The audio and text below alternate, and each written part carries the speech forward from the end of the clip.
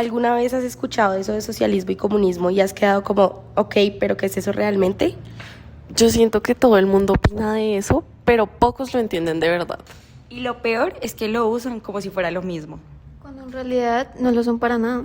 Así que hoy vamos a hablar de eso entre nosotras, pero pues sin enredos. Como una conversación real, para entenderlo mucho más fácil.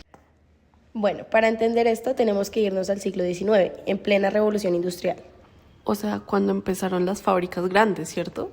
Sí, aunque hubo muchos avances económicos, también creció muchísimo la desigualdad. Los dueños de las fábricas se enriquecían mientras los trabajadores vivían jornadas larguísimas, con salarios bajos y condiciones terribles. Eso está muy heavy.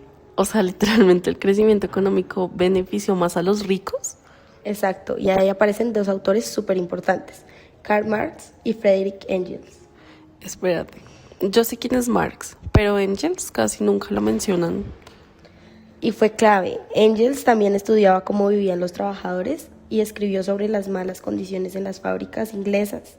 De hecho, él y Marx trabajaban juntos todo el tiempo. O sea que las ideas no fueron solo de Marx.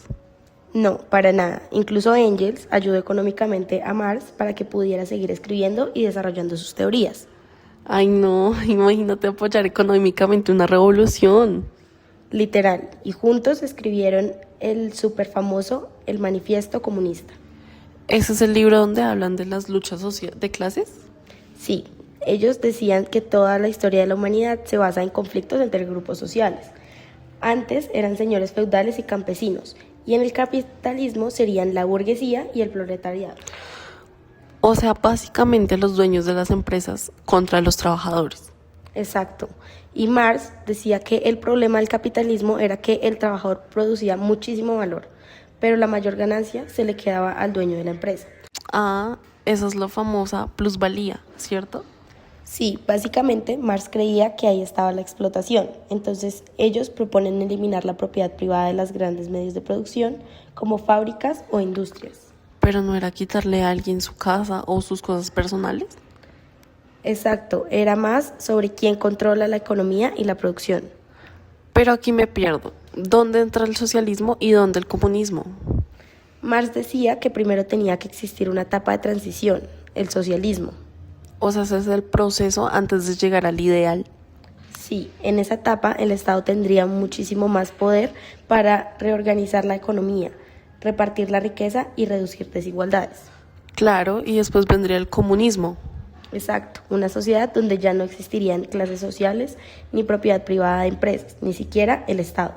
Eso suena demasiado utópico. Y justamente ahí empieza todo el debate, porque en teoría suena muy justo e igualitario. Pero llevarlo a la práctica fue otra historia completamente distinta. Bueno, Sof, ya entendimos más o menos qué son, pero ahora sí hablemos de las diferencias reales porque la gente siempre los mete en la misma bolsa. Literal, y no son iguales. O sea, sí tienen cosas parecidas porque ambos critican el capitalismo, pero pues llegan a puntos muy distintos. Exacto. Por ejemplo, la propiedad privada. Ahí empieza el chisme fuerte.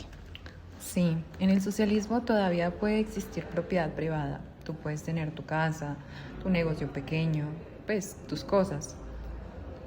Pero el Estado controla sectores importantes como salud, educación, transportes o recursos naturales para que no todo quede en manos de empresas privadas. En cambio, el comunismo dice, mi reina, aquí nada de propiedad privada sobre los medios de producción. O sea, fábricas, empresas, tierras, todo sería colectivo. Exactamente. Según la teoría, todo pertenece a la comunidad y se reparte según las necesidades de cada persona. Eso ya es muchísimo más radical porque cambia toda la estructura económica. Y no solo económica, también social. El comunismo busca eliminar las clases sociales completamente. Mientras que el socialismo busca reducir la desigualdad, pero no necesariamente borra todas las diferencias sociales. Ahora hablemos del Estado, porque aquí también se separan muchísimo. En el socialismo el Estado es súper importante. Sí, porque es el que regula la economía, cobra impuestos, controla servicios públicos y busca repartir mejor la riqueza. O sea, el Estado funciona como árbitro para evitar abusos del capitalismo. Pero en el comunismo, según Marx, el Estado solo sería algo temporal. Y se supone que después desaparecería porque ya no existirían clases sociales ni conflictos económicos. que sinceramente es la parte que más debate genera, porque muchos dicen, bueno, ¿y cómo funciona una sociedad sin Estado? Exactamente, ahí es donde mucha gente dice que la teoría suena muy bonito, pero qué difícil es de aplicar en la vida real.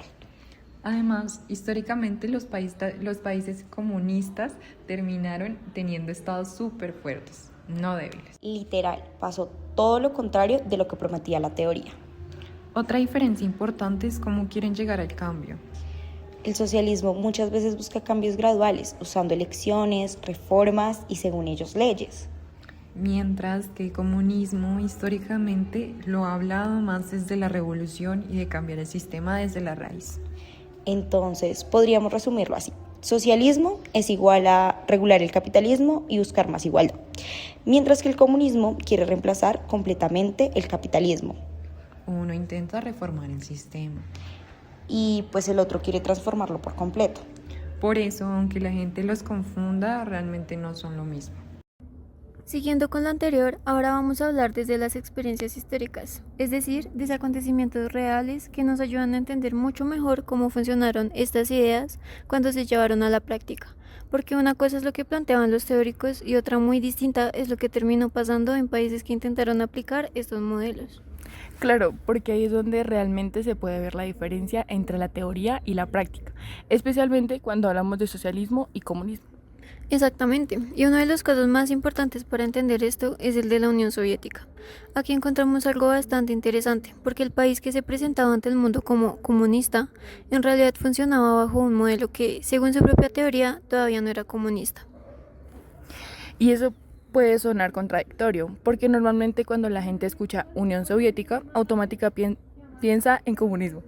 Sí, totalmente, pero como se mencionó anteriormente, para Karl Marx, el comunismo era el destino final, es decir, una sociedad sin dinero, sin Estado y sin clases sociales.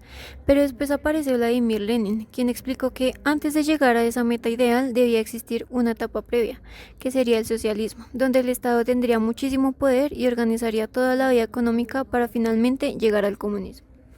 O sea que según esa lógica, el socialismo funcionaba como una transición hacia ese ideal comunista.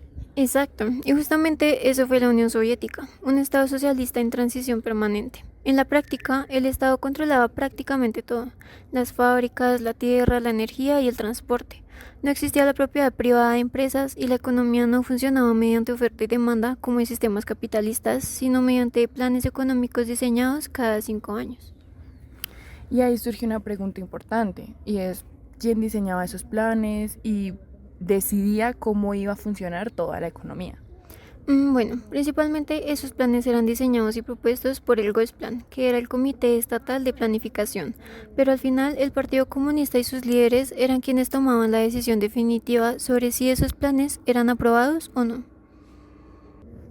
Entonces, realmente el control económico estaba completamente centralizado desde el Estado y el Partido Comunista.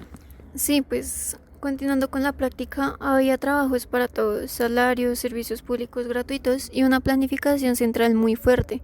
Todo esto encajaba bastante bien con la idea del socialismo como una etapa intermedia hacia algo más grande. Pero si lo comparamos como el ideal comunista del que habla Marx, todavía estaban muy lejos de llegar a esa meta.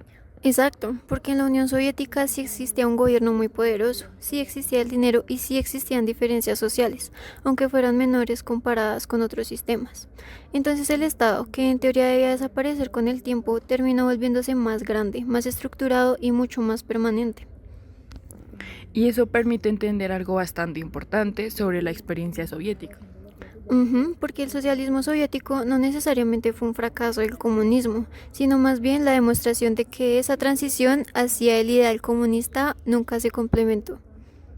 Básicamente la Unión Soviética vivió siempre en esa fase intermedia y justificaba su sistema como algo necesario para llegar a una meta que realmente nunca terminó ocurriendo.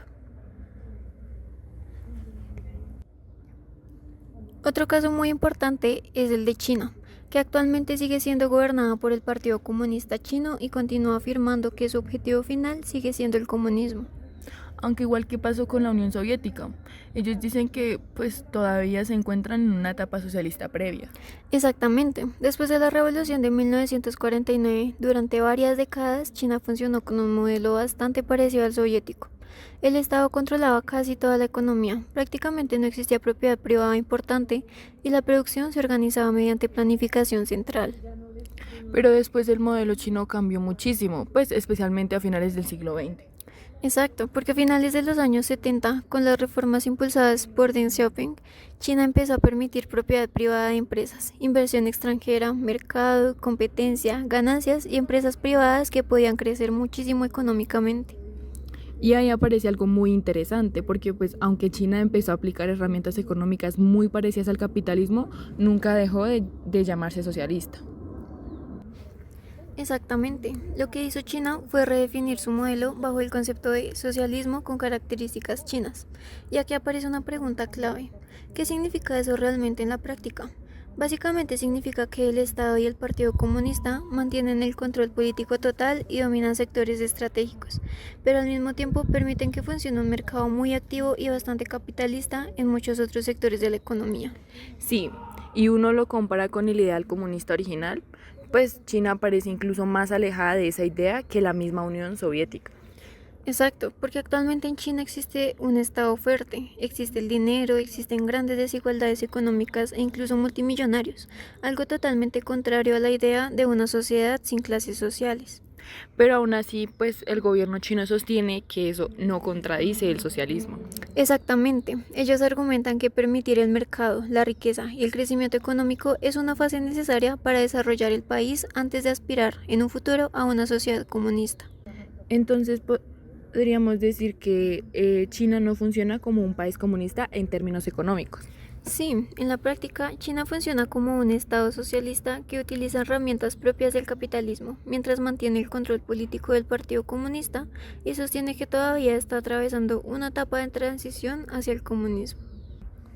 At this point, we can see something very interesting. The Soviet Union and China said they wanted to reach communism, but in reality they created very different systems. The Soviet Union used a strict socialist model with strong control from the state, while China mixed socialism with some capitalist ideas. This helps us understand an important idea. Even when countries follow same ideology, the results can be very different in a real life. Political decisions, economic problems, and historical context can be changed the way socialism work in each country. En conclusión, tanto la Unión Soviética como China se definieron como países socialistas en transición hacia el comunismo, pero mientras la Unión Soviética adoptó un modelo rígido y completamente planificado, China consolidó un socialismo mucho más flexible que incorpora herramientas propias del capitalismo. Y eso demuestra algo muy importante. Más allá del discurso político o ideológico, el socialismo como etapa práctica puede tomar formas muy distintas dependiendo del contexto, la economía y las decisiones políticas que tome cada estado. Bueno, Mari, ahora sí hablemos de algo que le importa literalmente a todo el mundo. ¿Cómo vive la gente dentro de estos sistemas? Sí, porque una cosa es la teoría política y otra muy distinta es la vida cotidiana. Exacto, literal, la gente tiene trabajo, puede estudiar, vive tranquila, ¿hay oportunidades? En el socialismo, la idea principal es que el Estado ayude a repartir mejor la riqueza para reducir desigualdades. O sea, que el gobierno interviene más en la economía. Sí, por ejemplo, cobra más impuestos a quienes tienen mayores ingresos y usa ese dinero para financiar cosas como salud pública, educación gratuita, subsidios o ayudas sociales. La idea principal es que todos tengan acceso a lo básico, aunque no tengan mucho dinero. Exactamente, por eso muchos países con políticas socialistas o socialdemócratas tienen universidades accesibles, transporte subsidiado y sistemas de salud públicos bastante fuertes. Como algunos países europeos, ¿no? Sí, por ejemplo, países nórdicos como Noruega o Suecia tienen economías capitalistas, pero con muchísima intervención social del Estado. Pero espera, ¿entonces esos países no son comunistas? No, para nada. Ahí es donde mucha gente se confunde. Siguen existiendo empresas privadas y millonarios, pero el Estado intenta reducir las diferencias sociales. Ok, buscan más el equilibrio.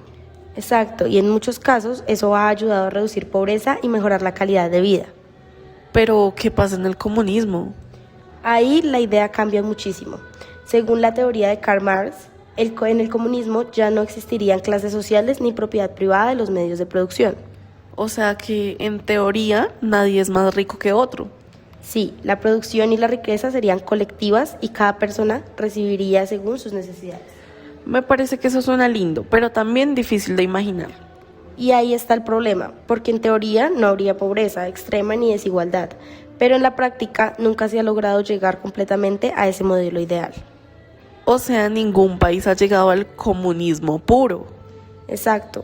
Incluso países que se declararon comunistas como Cuba o la antigua Unión Soviética seguían teniendo Estado, dinero y diferencias económicas. Realmente estaban más cerca del socialismo. Sí, porque seguían en esa etapa de transición que planteaba Karl Marx. Y además aparecieron otros problemas. Total, en algunos casos hubo escasez de productos, poca innovación económica o dependencia total del Estado. Como cuando la gente tenía acceso garantizando a ciertas cosas, pero no necesariamente podría elegir mucho. Exacto, entonces el debate sigue siendo súper actual. ¿Qué pesa más, la igualdad económica o la libertad económica? Ay no, esa pregunta sí está complicada, porque todos quieren igualdad, pero también oportunidades y libertad. Literalmente ahí está una de las discusiones políticas más grandes del mundo. Bueno, ahora entramos en uno de los puntos más importantes y también más debatidos cuando hablamos de socialismo y comunismo. Y es, ¿qué pasa con los derechos, las libertades y la política dentro de estos sistemas? Porque cuando uno escucha estas ideologías, normalmente piensa primero en economía, en riqueza o en desigualdad, pero realmente el impacto va mucho más allá de eso y termina afectando también la manera en la que las personas viven, participan políticamente y expresan sus opiniones dentro de una sociedad. Claro, porque ya no se trata solamente de cómo se reparte el dinero o quién controla la economía, sino también de qué tan libre puede ser una persona dentro de ese sistema y qué tanto poder llega a tener el Estado sobre la vida de la población. Exacto, y en teoría tanto el socialismo como el comunismo buscan una sociedad más igualitaria, donde todos tengan acceso a cosas básicas como la salud, la educación y la vivienda. La idea principal es reducir las desigualdades económicas y sociales que, según estas corrientes, son producidas por sistemas capitalistas donde la riqueza termina concentrándose en pocas personas. Y por eso muchas veces estos sistemas son vistos por algunas personas como modelos que intentan priorizar el bienestar colectivo por encima de los intereses individuales.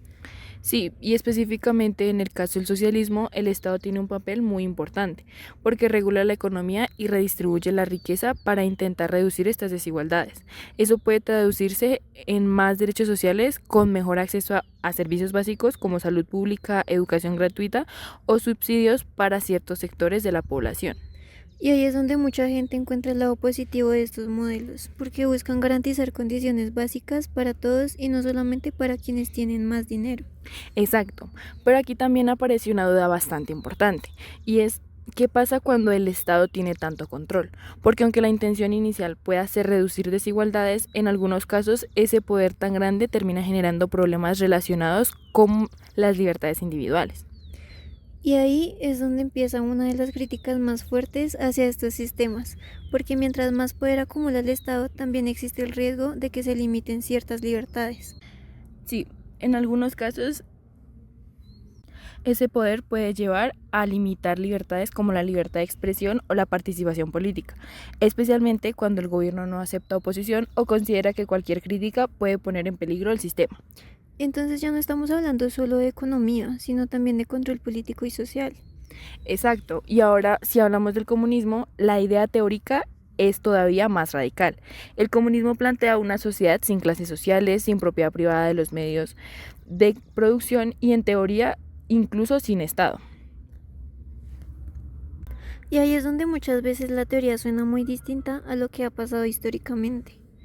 Totalmente, porque aquí entra una diferencia muy importante entre teoría y práctica. En los intentos de aplicar el comunismo, lo que se ha visto históricamente es que el Estado no desaparece, sino que termina volviéndose mucho más fuerte y más centralizado.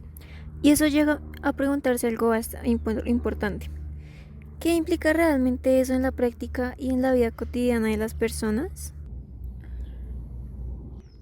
Bueno, en varios casos históricos se han presentado situaciones como control de medios de comunicación, existencia de un solo partido político y restricciones a la crítica del gobierno. Es decir, sistemas donde el Estado no solamente controla gran parte de la economía, sino también muchos aspectos relacionados con la información, la oposición política y la libertad de expresión.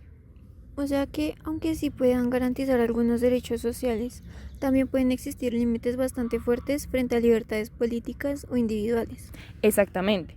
Y ahí surge una de las preguntas más importantes de todo este debate. ¿Se sacrifican algunas libertades para lograr mayor igualdad? Porque en muchos casos parece que sí. Por ejemplo, en países donde se han aplicado estos modelos se han garantizado ciertos derechos básicos, pero también han existido limitaciones relacionadas con libertades políticas. Y ahí es donde aparece esa tensión tan fuerte entre igualdad y libertad, porque pareciera que mientras algunos sistemas buscan garantizar más igualdad económica, otros priorizan más las libertades individuales, aunque siga existiendo desigualdad. Sí, y justamente eso es lo que hace tan complejo este debate, porque por un lado existen sistemas que priorizan la libertad individual, aunque exista desigualdad económica y social, pero por otro lado también existen sistemas que buscan reducir esas desigualdades y aumentar la igualdad, aunque eso pueda terminar limitando ciertas libertades. Y realmente no parece una discusión que tenga una respuesta sencilla, porque hasta hoy sigue existiendo el debate sobre si es posible encontrar un equilibrio real entre igualdad y libertad sin que una termine afectando a la otra. One important debate about socialism and community is the relationship between equality and freedom. Supporters believe the systems can give basic rights to everyone, like healthcare, education, and housing. However, other people believe that when the state has too much power, some freedoms can be limited. In some historical cases,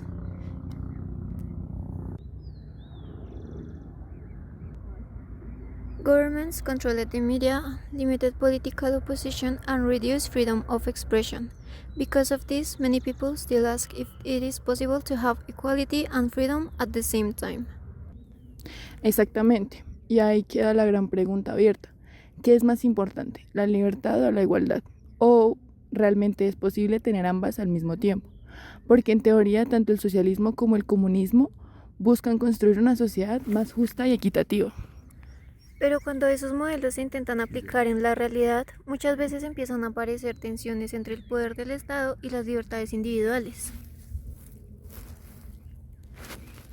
Sí, totalmente. Porque en la práctica hemos visto que pueden generarse conflictos entre el control estatal, la participación política y la libertad de expresión y los derechos individuales.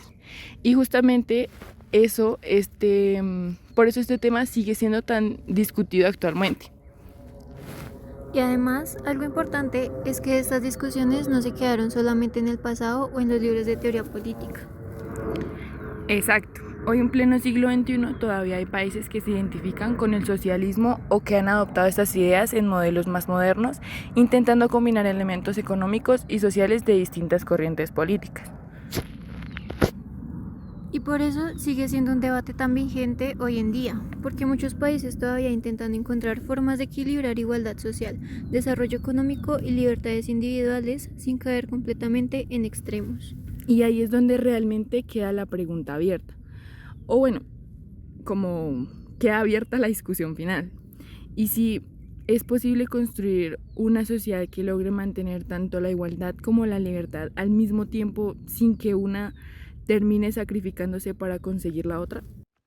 A continuación tendremos un invitado que se ha dedicado a estudiar este tema y a viajar por países que tienen estos modelos. Vamos a escuchar su presentación y a escuchar su respuesta a 3 preguntas que preparamos. Yo soy Mauricio Restrepo Mota, soy administrador de empresas, fui empleado muchos años de empresas grandes en Colombia y en el exterior ocupé cargos también importantes. Después, hacia el 2001, monté una cadena de tiendas naturistas donde llegué a tener 38 almacenes con más o menos 500 empleados, solo mujeres cabezas de familia, el modelo mío. Y en este momento estoy en una reconversión de la empresa, pues todo este modelo de Colombia nos ha hecho cambiar y replantear los negocios y básicamente nos iremos a la virtualidad para bajar un poco las nóminas, que son demasiado costosas, y los ingresos no dan para sostener todo eso. Por eso te digo, el modelo del socialismo no trae sino ruina. El único modelo que progresa es el modelo capitalista, en donde hay una igualdad entre el Estado y los particulares, donde se deben pagar los impuestos justos, pero que se obra si se vea la inversión para todos los asociados. Ok. Bueno, si quieres podemos empezar con las preguntas. La primera es, ¿qué tan fácil es progresar económicamente en estos países que tienen el modelo socialista y comunista?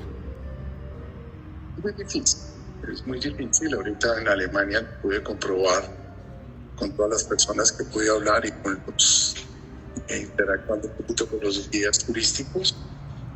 Pues Alemania es un modelo de lo que el socialismo no funciona. Pues tú sabes que Alemania estuvo dividido en Alemania Oriental y Occidental. El muro de Berlín, después que dio el paso y lo tumbaron en 1989. Y si tú miras las dos Alemanias, miras el progreso de la Alemania Occidental contra la Alemania capitalista contra la Alemania Oriental, que era socialista totalmente influenciada.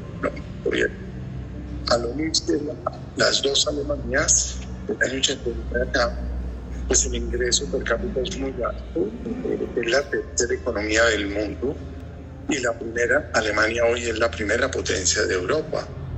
Y también estuvo en República Checa, que era totalmente influenciada por el comunismo, socialista de la Unión Soviética. Al disolverse la Unión Soviética, ves cómo han progresado estos países, porque el capitalismo pues, es la base y la esencia del progreso de cualquier economía. Eso es básicamente lo que te podría decir. En Europa, en Sudamérica, pues, tú has visto que eso ha sido un fracaso. Viste el fracaso en Bolivia, ha sido un fracaso. Y Venezuela, que creo que es el ejemplo más claro que tenemos los colombianos, el modelo chavista, después el modelo de Maduro. Y fíjate ahorita que con los Estados Unidos al lado, controlándoles el dinero del petróleo, ya están empezando a salir otra vez al desarrollo. La siguiente pregunta es, ¿sentiste restricciones en la libertad de expresión o movimiento en estos países que nos mencionas? No, el modelo socialista, Mariana, normalmente termina en una represión porque llegan al comunismo, que básicamente la diferencia de los dos, pues tú sabes que es mínima.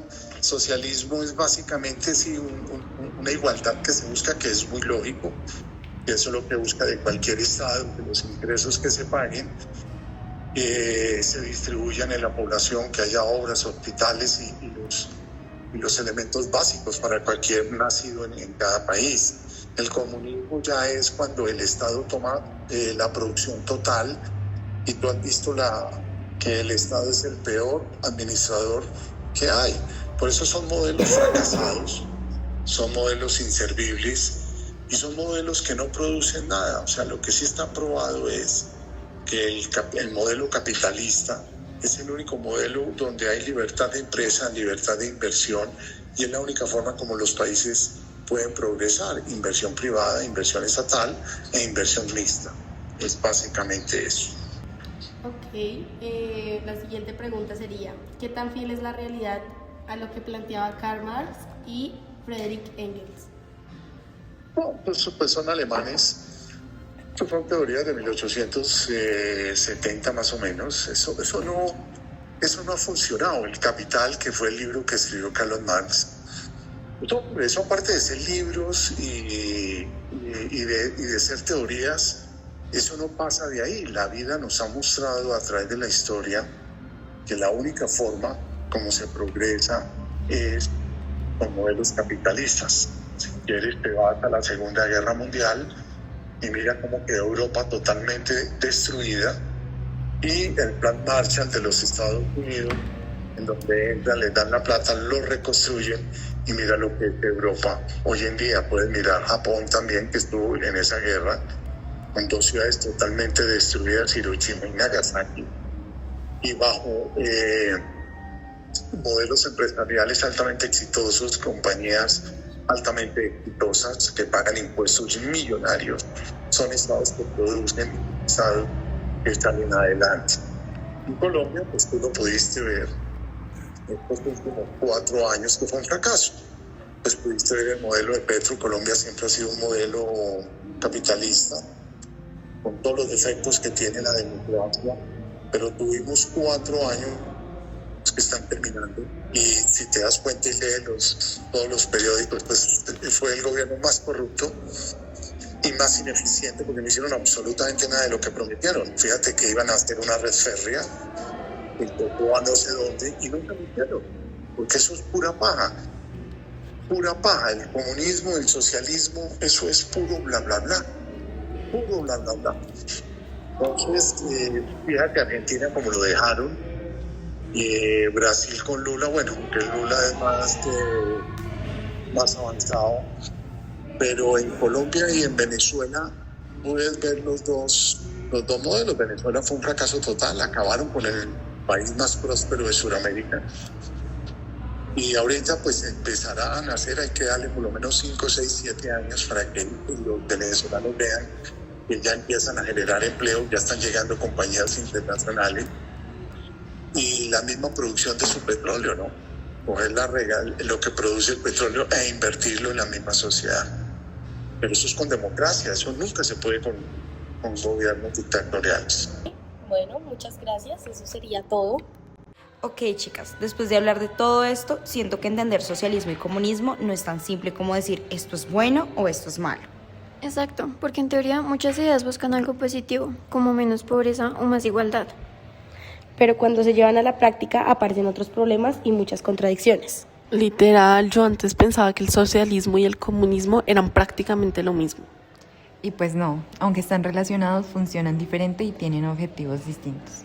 Y más encima, algo que nos quedó súper claro es que ningún país ha logrado aplicar el comunismo puro como lo planteaba Karl Marx o Friedrich Engels. Y que muchos países terminan mezclando modelos, o sea, no todo es completamente capitalismo o completamente socialismo. Exacto, el mundo real es muchísimo más complejo que la teoría. Sí, porque una cosa es leerlo en un libro y otra ver cómo vive la gente realmente. Y también entendimos que muchas veces opinamos de estos temas sin conocer realmente de dónde vienen las ideas. Por eso, más que escoger un lado, lo importante es cuestionar, investigar y analizar. Porque ningún sistema es perfecto. Todos tienen ventajas, problemas y consecuencias diferentes, dependiendo del país y de cómo se apliquen. Así que ahora les dejamos la pregunta a ustedes. ¿Es igualdad o libertad? Gracias por escucharnos y nos vemos en el próximo episodio de Socialismo versus Comunismo, Teoría o Realidad.